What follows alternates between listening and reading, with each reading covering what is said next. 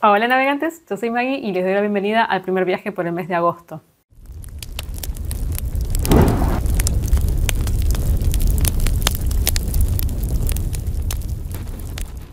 ¿Cómo están? Espero que bien. Bueno, a punto de comenzar el resumen de lecturas del mes de agosto. Espero poder más o menos ir haciendo esto rápido y no quedar tan desfasada con respecto a los meses. No porque me moleste hablar de lecturas que ya leí, porque bueno, nada, o sea, las lecturas son lecturas, sino porque después cuando llega el mes de diciembre sobre todo, y enero, que son todos los recuentos de los tops, se me hace muchísimo lío si no estoy al día. Así que bueno, espero que pueda no tener tantas dificultades para grabar y sentarme a grabar más de corrido. En el caso del mes de agosto fue un mes, también un mes ni fu ni fa, con algunas lecturas muy buenas, pero muchas otras que no me dijeron demasiado. Leí 11 libros y bueno, lo voy a dividir en dos partes. Esta primera parte va a tener 5 libros y la segunda va a tener 6. Así que bueno, comencemos. Bueno, el primer libro que terminé durante el mes de agosto es un libro muy especial. Y yo les voy a contar un poco la historia, a pesar de que a lo mejor me extienda un poco, pero es que realmente la historia es especial. No sé si recuerdan, y para los que no han visto todavía esos videos, que el año pasado creo que fue, o el anterior, ahora ya no recuerdo, me encontré con un libro en mi biblioteca de un escritor argentino, Héctor Bayaco, que yo no sabía por qué estaba en mi biblioteca, pero tenía el recuerdo de que en realidad era de mi padre. Cosa extrañísima porque mi padre no era lector. La biblioteca es de mi mamá y de la familia de mi mamá. Mi papá, bueno, no leía nada, a pesar de sí tener otras muchas venas artísticas y facetas artísticas. Así que era extraño que estuviera este libro. Probablemente yo la conclusión que saqué en su momento era que indudablemente papá conocía al escritor, debían ser conocidos, amigos o algo por el estilo. Pero no conocía la historia. Y cuando leí o releí, porque yo tenía el recuerdo de haberlo leído alguna vez, el libro, que es el caso de El Árbol, bueno, me encontré con una maravilla de libro que fue una de mis mejores lecturas del año, que ganó el top de mejores lecturas. Bueno, fue un reencuentro maravilloso. Quise saber quién era Héctor Bayaco y no pude encontrar casi ninguna información. Solamente que era argentino, que había nacido en la década del 30 y no mucho más. Después de eso seguí tratando de recorrer librerías y de encontrar libros de Bayaco y pude conseguir El Ramal Estancado, otro libro que me pareció espectacular, muy diferente al estilo del Árbol y también impresionantemente escrito. Hace un tiempo, creo que ya un año casi, me contactó la hija de Héctor Bayaco, Laura Bayaco. ¿Cómo me contactó? Porque alguien vio un video mío hablando de los libros de su padre y se lo pasó. Y le dijo, mira, en este canal hablan. Entonces ella me contactó a través del canal y bueno, estuvimos charlando y fue una cosa loquísima porque sí que descubrimos que eran amigos, ambos padres, y que, bueno, Bayaco también le gustaba mucho la música. Mi padre era músico profesional, compositor, además de artista plástico. Y bueno, ella tiene un cassette, fíjense, de la época en que hablamos, con obras de mi padre que él le regaló. Deben haber hecho un intercambio indudablemente artístico de regalos. Y bueno, increíblemente sí que eran amigos y se conocían. Y bueno, ahora nosotras también lo somos. Estuvimos hablando un montón y fue una cosa muy, muy impresionante. Toda esta introducción para decirles que me mandó de regalo uno de las cosas que ya había publicado póstumamente, un libro que quiso mandármelo como presente, como regalo. No con la intención de que lo leyera y hablara de su padre ni nada por el estilo, sino por toda esta historia que estoy contando. Y es el caso de este libro que se llama Genio, que sí que lo van a poder encontrar. E incluso tengo un amigo que vive en Europa y que sí que pudo encontrar tanto este como El Árbol. O sea, El Árbol, que es del cual en su momento yo hablé, dije que lamentablemente no había nuevas ediciones, pero sin embargo parece que sí se puede encontrar también por Europa. Así que bueno, a los que me preguntan, en su momento me preguntaron, bueno, busquen porque a lo mejor encuentran obviamente de segunda mano. En este caso no, porque este libro sí que está reeditado, quedan pocas copias, pero existe. Y además ahora, hace muy poquito, acaba de publicar un libro nuevo de su padre, Laura, que bueno, que estoy ahí esperando a poder leerlo también. En el caso de Genio, que según me decía Laura, este era como el libro preferido de su padre, el que consideraba que era el mejor conseguido. Es un libro maravilloso, espectacular, impresionante. O sea, es increíble porque además cada libro que lees de él es muy diferente. Este, por ejemplo, no tiene nada que ver con el ramal estancado, no tiene nada que ver con el árbol. ¿Por qué no hablo de estos libros? Porque ya he hablado bastante. Fíjense en el canal, busquen el árbol o busquen directamente a Héctor Bayaco y les va a salir los videos en donde hablo de estos otros libros. En el caso de Genio es un libro rarísimo, es un libro peculiar. Este realmente es un libro peculiar que narra la historia de un genio, justamente de una persona que se autopercibe genio, que recorre las calles de Buenos Aires. Que además es una cosa muy atemporal, porque son esas calles de Buenos Aires que, claro, yo no soy de mi provincia, o sea, mis padres eran porteños ambos, y entonces, claro, son las calles también de mis padres, pero podrían ser las calles de cualquier Buenos Aires en cualquier época. Y que tienen una magia muy particular, una atmósfera muy particular, que quien haya escuchado Balada para un loco de Piazzolla sabe a qué me refiero, ¿no? Las callecitas de Buenos Aires tienen ese, qué sé yo. Te lo logra transmitir de una forma espléndida, maravillosa, perfecta, porque además el libro es una mezcla entre un libro juguetón, entre un libro juego, un libro de muchísima crítica social, un libro con muchísimo humor, con muchísima ternura, con muchísima melancolía, con fantasía, con ciencia ficción, con momentos oníricos. Es una mezcla de géneros, es una mezcla de sensaciones, de percepciones, que hacen al libro algo único y un viaje que uno realiza junto con este personaje también muy único, muy similar al estilo de Cortázar.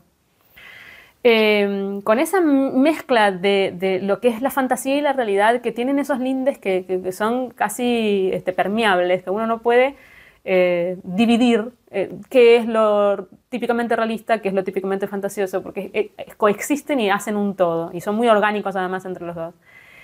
No tiene mucho sentido contar el argumento, porque en realidad el libro está compuesto como de pequeños capítulos, microcapítulos, muy variados, muy imaginativos, que narran cosas de todo tipo y color, pero que al mismo tiempo es un libro que es gordito, pero no se hace monótono, se lee rápido.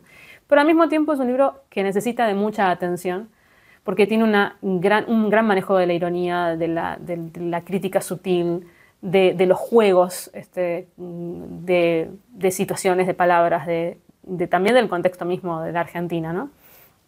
Que también lo hace un libro por momentos complejo, pero qué hermosura, o sea, qué satisfacción leerlo, qué increíble este autor, qué bien que escribía, qué increíble que no se lo tenga, digamos, en el recuerdo al mismo nivel que cualquier otro de los grandes autores argentinos. Son estas cosas, ¿no?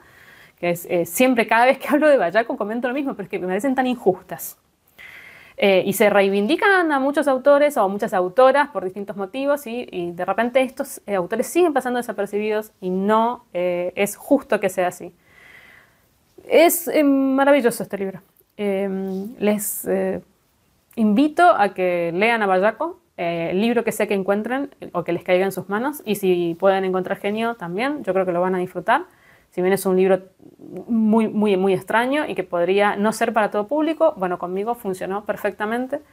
Y realmente me reí, lo disfruté, me pareció tremendamente complejo por momentos, pero al mismo tiempo con una complejidad que uno puede abarcar, ¿no? O sea, no es estos libros que decís, bueno, ¿de qué me está hablando? Me pareció increíblemente original, bueno, qué sé yo. Estas cosas, estas joyitas que uno se encuentra por la vida. Gracias, Laura, por este regalo que me hiciste. El siguiente libro que terminé fue Ni puedo ni quiero, de la escritora estadounidense Lydia Davis. La autora que yo no había leído absolutamente nada y que me atrapó por el hecho de que decían que es como la más reconocida autora de microrelatos de Estados Unidos. Estas cosas, estos títulos que muchas veces, bueno, qué sé yo, uno se encuentra después con cosas que no cumplen las expectativas que uno tiene. Pero de todas maneras, más allá de eso, es que yo nunca he leído microrelatos. Entonces, bueno, quise largarme a la experiencia. Y la verdad que me gustó muchísimo. Es un libro con una escritura muy fluida que también hace que se lea muy fluidamente, es muy ameno, no es nada repetitivo, o sea, cada historia es original, que se leen además rapidísimo porque justamente al ser microrelatos y realmente ser muy cortitos, uno lo va leyendo de forma un poco compulsiva, pero que sea microrelato no significa que no sean profundos, que los personajes no estén muy bien perfilados, que las historias que cuentan no sean interesantes. Habla de muchos temas, pero hay algunos que indudablemente a la autora le parecen o le son más afines, como es el caso de la muerte, de los animales, de las relaciones humanas, de las relaciones sobre todo de pareja, de la enfermedad, de la vejez. Bueno, hay cosas, hay como temas que son un poco más, están más presentes, pero los aborda desde distintas miradas, de distintas aristas, así que tampoco es que se hace repetitivo. Y también tiene algo interesante que en esta, por lo menos, compilación, hay una mezcla, hay muchos microrelatos, pero también hay relatos largos. O sea, están los dos extremos. Y eso también lo hace interesante, porque podés ver a la autora como en distintos formatos, vamos a decirlo de alguna forma, siempre dentro del relato. También es interesante que algunos son autobiográficos y otros son totalmente de ficción. Entonces también está esa mezcla entre ficción total y no ficción. Algunos incluso más que relatos son pensamientos, reflexiones o incluso también un poco documentos, ¿no? O sea, es una mezcla, es una cosa extraña. Pero me gustó, la verdad me pareció muy interesante, raro, diferente también. Que además tienen bastante cuota de humor y que, bueno, me parece o sea, un descubrimiento de autora que voy a seguir, digamos, indagando en esa, es así. Así que cuéntenme si han leído algo de Lydia Davis y si hay alguna cosa que me quieran recomendar. El siguiente libro que terminé es Alexis o el Tratado del Inútil Combate de la escritora belga y, bueno, después radicada en Francia y en Estados Unidos, Marguerite Yourcenar. Este libro es epistolar, es una única carta, un poco como al estilo de Profundis de Oscar Wilde, que escribe una persona a su expareja, tratando de que entienda o justificándose del por qué la dejó. Este libro me lo recomendó, esto es importantísimo, me lo recomendaron dos personas, Lidia Nouche y Alfonso Guido. Así que como, bueno, fue una recomendación también, en el caso de Alfonso, como más cercana, y era epistolar, bueno, me largué a leerlo. A ver, es un libro que... este fue un libro que ni fu ni fa, justamente. Sí, me pareció que estaba muy bien para la época en que lo escribió en 1928, y trata una temática muy transgresora, para la época, obviamente, ahora no, pero para la época sí, de una forma además muy abierta y muy directa, y me pareció interesantísimo que lo hiciera así. Además está muy bien escrito, es muy poética, tiene muy buenas descripciones, el personaje principal tiene muchas capas, habla sobre la música, el arte, la estética también, la literatura, etc. Y lo que tiene para decir es interesante, y al final es muy bueno, muy bien conseguido. Lo que no me gustó fue que, bueno, primero es muy difícil empatizar con el que narra, con el que escribe la carta, muy difícil, pues es un personaje realmente odioso. Y qué complejo que es cuando a uno no le cae bien el protagonista y la historia está narrada en primera persona desde el protagonista, más en este caso es más una carta, así que no hay nada más cercano, digamos, que los pensamientos puestos en una carta. Es muy difícil remontar una historia en donde esa persona te cae muy mal, ¿no? Entonces eso fue el primer choque. El segundo es que es muy absolutista, porque el personaje lo es. O sea, esto no estamos hablando de Yourcenar escritora, ¿no? O sea, ella hace perfectamente lo que tiene que hacer, o sea, construye perfectamente su personaje. Pero claro, este personaje es un personaje muy absolutista de este tipo de personas que tienen ideas establecidas que no pueden modificarse, sobre todo en la vida, además. Sobre todo lo que pasa en la vida y todo lo que sucede, él tiene una explicación, una postura y no se mueve de ahí, ¿no? Entonces es muy molesto, muy molesto. O sea, hay momentos en donde vos estás todo el tiempo chocando, digamos, con esa visión sin contrastes, sin claroscuros. Siendo que es una persona que tiene muchos contrastes intrínsecamente, ¿no?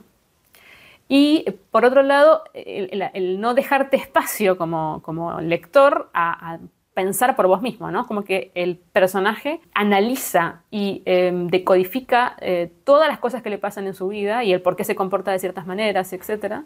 y mastica, digamos, toda esa información y te la da totalmente digerida. Entonces es como que no hay espacio para que uno ponga de uno mismo, sobre todo en el por qué actúa de la manera que actúa. Además, la falta de voz, que es a propósito, bueno, después leía una entrevista a la autora que te decía que la falta de la voz a quien él dirige la carta, ¿no? La voz de la mujer, era algo que a ella le parecía problemático y que había pensado en hacer una segunda parte de este libro en donde fuera la respuesta de la carta de él, para poder, claro, realmente conocerla a ella, porque uno saca las conclusiones de quién es la otra persona a través de este personaje tan molesto, ¿no? Y bueno, dice que al final no lo hizo porque le parecía mucho más difícil ponerse en la voz femenina que en la voz masculina. Miren qué cosa más extraña. Y eso es todo lo que tengo para comentarles. Vuelvo a decir, cuando a mí los libros no me dicen, no me parecen espantosos, digamos, ni tampoco me encantan, es como que no tengo mucho para decir de ellos, ¿no? Puedo hacer como este resumen, digamos, un poco de lo que me pasó y de qué se trata el libro, pero no mucho más.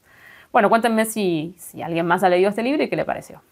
El siguiente libro que terminé fue Sinsonte, del escritor estadounidense Walter Tevis. Este libro lo tenía como colgado de recomendaciones varias y de que había visto además de este libro un montón de canales y todo el mundo hablaba maravillas de este libro y además es una distopía y es ciencia ficción, por supuesto, porque es una distopía, y bueno, es nada, un género que a mí me gusta mucho y finalmente decidimos hacerlo como lectura conjunta. Vamos a ponerlo totalmente entre comillas con Katia, de Katia Fernández, del canal Katia Fernández. Por favor.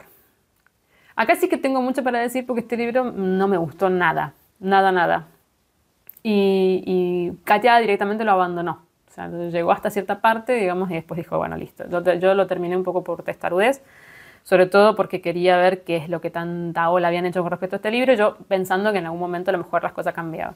El libro trata de una historia futurista, por supuesto, en donde los robots han progresado muchísimo, y ya son mucho más útiles, digamos, y sobre todo más aptos para la vida que los mismos humanos. Los humanos han ido como involucionando y los robots han ido evolucionando. Y la sociedad está manejada por robots, sobre todo por robots de distintos tipos, ¿no? Desde robots que no sirven para más nada, que no sea la limpieza o qué sé yo, que son robots que se consideran que son como robots tontos, digamos, hasta los que son hiper recontra evolucionados y que son mucho más cercanos a lo que podría haber sido un superhumano, que son los que realmente manejan todo. Pero esos robots han dejado de ser fabricados porque, bueno, no les salieron bien. O sea, quisieron ponerle sentimientos, o sea, es la mezcla, pensaron que podía ser la mezcla perfecta entre un humano en cuanto que a los sentimientos e inteligencia eran humanas, o sea, con un cerebro humano, pero toda la parte física que muchas veces es un lastre para el ser humano, bueno, era mecánico. Pero la cosa no funciona y bueno, son muy pocos estos robots que quedan. Uno de ellos es el protagonista de esta historia. Y después los otros protagonistas son dos seres humanos que un poco como que despiertan en una sociedad que está que es muy ignorante, pero sobre todo que está muy adormecida. Bueno, es un refrito de todas las distopías que ustedes han leído y que se conocen de un mundo feliz en cuanto al tema de las drogas, de 1984 con respecto a regímenes totalitarios, pero sobre todo, bueno, el cuento de la criada mismo con respecto a la parte femenina y de la reproducción, pero sobre todo y principal de Fahrenheit. Es un refrito de Fahrenheit, porque es un mundo en el que la gente acá no lee, no sabe leer, ha dejado de leer y no tienen ni idea de lo que es un libro y bueno, por supuesto son muy manejados porque están manejados no solamente a través de la ignorancia de estas personas, sino que se los maneja a través de las drogas. O sea, fíjense que estamos hablando, vuelvo a decir, de refritos de novelas distópicas muy conocidas. No tiene nada de original, es un libro hiper cliché, no aporta absolutamente nada nuevo a la visión, digamos, de lo que podría ser una distopía. Pero lo más gracioso y cómico del caso es que es un libro que muy sutilmente y de forma muy solapada es un libro oscurantista. Este podría haber entrado en el book tag de los libros oscuros. Porque defiende, digamos, un tipo de sociedad que representa la normativa y la heteronorma. Porque finalmente lo que buscan los protagonistas, digamos, para poder salir de esa situación, es reproducir lo que se hacía en la década del 70. O sea, la sociedad perfecta es la sociedad liderada por los hombres, constituida por familias tipo hombre-mujer, por supuesto heterosexuales, con hijitos, Es una cosa que hay debajo, digamos, un mensaje que, recalcitrante, retrógrado, eh, pasado totalmente de lo que debería ser, porque esto lo escribió en 1980, o sea, tampoco estamos diciendo que lo escribió en la década del 30. Y además, más allá de eso, el libro es ridículo, es absolutamente inverosímil, plantea un mundo que, salvo por los robots, digamos, todas las cosas que suceden son las mismas que las que sucederían en la década del 70, o sea, no se pudo imaginar cómo podía proyectarse la humanidad para tanto más adelante, o sea, no le da la imaginación, digamos, para poder proyectar un mundo futurista en serio, con códigos morales y necesidades que son las mismas que tuvieron en la década del 70. Hay momentos en que hay descripciones eróticas, sexuales, súper machistas, o sea, pensadas desde el macho, digamos, una cosa que vos decís, pero ¿por qué? ¿Por qué? ¿Para qué está? Bueno, este tema, el para qué el sexo en los libros, o cuál es la función, es inverosímil, el final es ridículo, es racista, el único personaje malo, digamos, de la historia es negro, es homofóbico porque es por omisión, o sea, no existe personaje, o sea, vuelvo a decir, un mundo futurista en donde no existe la diversidad de género, sexual, etc. No, pero es una cosa que vos decís, pero ¿quién escribió esto? Bueno, me pareció una historia realmente sin sentido. Y no puedo comprender cómo puede ser que se haya puesto así de moda y que todo el mundo tenga cosas positivas para decir.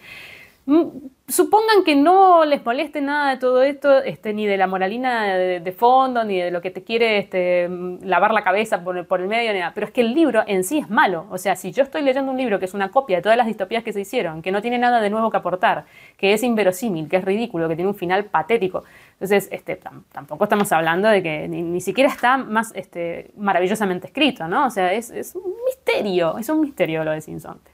Bueno, el siguiente libro que terminé, con el que voy a cerrar esta primera parte, es el libro que ganó la categoría de libro de humor con 15 votos, que fue el caso de Fábulas de Robots, del escritor polaco Stanisław Lem, escritor que a mí me gusta mucho, escritor muy querido por mí. Y bueno, que yo agradecí terriblemente porque de todas maneras lo hubiera leído igual, más allá de que hubiera salido en los votos o no. Bueno, ¿qué me pasó con este libro? Otro libro que ni fu ni fa. Otro libro que me pareció raro, porque es un libro que debería tener todo para que me gustara. O sea, está escrito por Lem, es ciencia ficción, es una mezcla entre los cuentos tradicionales, con el mágico número 3, con mendigos y ricos, con todas las cosas típicas de los cuentos de fantasía tradicionales, pero mezclado con robots y ciencia ficción. Son libros, o sea, son cuentos que son muy críticos, se entiende la crítica de base, se entiende la ironía, o sea, estas cosas que son parte, digamos, de la escritura de Lem, pero son sosos, son cuentos que no te dicen nada, o sea, que los lees y decís, sí, bueno, están bien. O sea, esa sensación de que los terminás de leer y decís, sí, está bien, pero no me gustan particularmente, me parecieron muy aburridos por momentos. Los últimos 3 son los mejores, eso sí, los últimos 3 los que cierran esta recopilación, que en realidad esos 3 pertenecen a la antología, por decir de alguna forma, Siberíada. Esos me gustaron bastante, son los que más me gustaron, pero en general, sí, o sea, es que entendés para dónde quiere ir la gracia, pero no te da gracia. Entendés la crítica y la ironía, pero no te dice nada. Entendés que hay un humor ahí sarcástico de fondo, pero no te da... Tampoco te parece interesante ese humor. No te parecen interesantes las historias. Bueno, es lo que me pasó a mí, ¿no? O sea, leí todo el libro diciendo, bueno, sí, está bien. Es Lem, por supuesto, y va a ser un libro bien pensado, sobre todo. Y reflexivo, ¿no? Porque finalmente uno saca conclusiones de las cosas que lee. Pero realmente, a nivel disfrutable, no lo fue. Tampoco lo odié, ¿eh? O sea, vuelvo a decir que estos son los libros que quedan como en la media, que, bueno... que son para mí los peores, ¿no? Las peores experiencias, porque finalmente, por lo menos de Sinsonte tengo mucho para decir, y de los libros que me gustan mucho también, pero estos libros son como un mes. Así que bueno, díganme, yo sé que a mucha gente le ha pasado esto con Fábulas de Robots, así que no estoy acá sola, no es como el caso de Sinsonte. Cuéntenme si a alguno realmente le gustó muchísimo, o si no le gustó nada, o sea, si se quedó con una reacción que no sea esta reacción mediocre que es tan terrible. Bueno, y hasta acá llegamos con esta primera parte del mes de agosto. Espero que la hayan disfrutado y que por supuesto me comenten. Y bueno, los que leyeron Sinsonte, por favor también coméntenme si les pasó algo parecido con el libro o si realmente son de la liga de los que amaron esta historia distópica. Y nos estamos viendo en el próximo viaje. Chao, chao.